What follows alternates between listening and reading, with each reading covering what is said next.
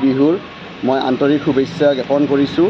তোমাৰ লগতে সকলো সাংবাদিক বন্ধুসকলক তথা অসম তথা ভাৰতত য'ত য'ত আমাৰ অসমীয়া মানুহখিনি আছে, বসতি স্থাপন কৰি আছে, তেওঁলোকক মই মোৰ ফালৰ পৰা সম্ভাষণ জ্ঞাপন কৰিছোঁ।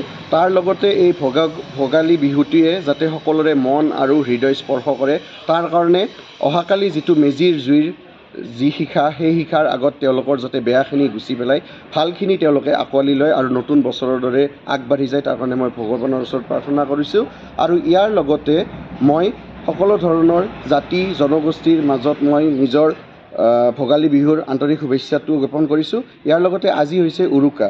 এই উৰুকা পুহ আৰু মাঘৰ দোমাহীৰ মাজত আমি যিটো উৎসৱ পালন কৰোঁ, সেইটো যাতে সকলোৱে মিলা প্ৰীতিৰে গাঁও লগ হৈ পেলাই আমি সকলোৱে উদযাপন কৰিব পাৰোঁ, তাৰ কাৰণে মই সকলোকে মোৰ ফালৰ পৰা শুভেচ্ছা জ্ঞাপন কৰিছোঁ।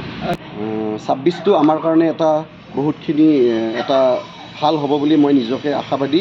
মোৰ লগতে মই যিহেতু এটা দলৰ ফালত আছোঁ, সেই দলৰ ফালৰ পৰা মই কৈছোঁ, ইয়াত যিকোনো এটা বেলেগ দলৰ কোনোবা ৰাজনীতিবিদ থাকিলেও আমাক নিজকে মনৰ পৰা আমি নিজকে এটা মনস্তাত্ত্বিকভাৱে আমি নিজে এটা জোৰ প্ৰচেষ্টা ৰাখিছোঁ।